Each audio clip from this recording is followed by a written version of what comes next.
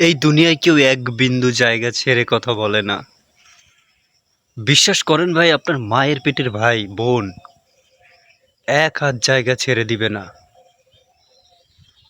আপনি যখন জমি জমা ভাগ করতে যাবেন, সমান সমান গড়ায় গন্ডায় মেপে নিবে, কিংবা অনেক সময় দখল করেও নিয়ে নেয়। বোনকে বঞ্চিত করে, ভাইকে বঞ্চিত করে যারা দুর্বল। আল্লাহর কাছে অশেষ কৃতজ্ঞতা, আল্লাহ তাআলা আমাকে একদম একা করে পাঠিয়েছেন। মানুষের জন্মের সময় তো একা আসে, সেরকম পৃথিবীতে এসেও আমি একা। অশেষ কৃতজ্ঞতা যে আমার কোনো ভাই নেই, বোন নেই।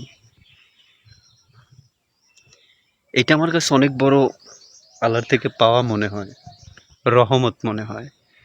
আমি যখন আশেপাশে দেখি যে ভাই ভাই গ্যাঞ্জাম, ছোট ভাই বড় ভাইকে মারছে, বড় ভাই ছোট ভাইকে মারছে, বোনকে মারছে, এই শুধু জমির জন্য, তখন আমার ভীষণ খারাপ লাগে।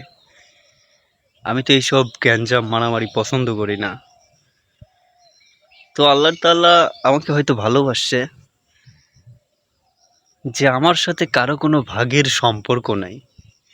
যদিও আমার বাবা মার ওইরকম সম্পত্তি কিচ্ছু নাই, একদম গরিব, তারপরেও ভাগের কোনো সম্পর্ক রাখে নাই।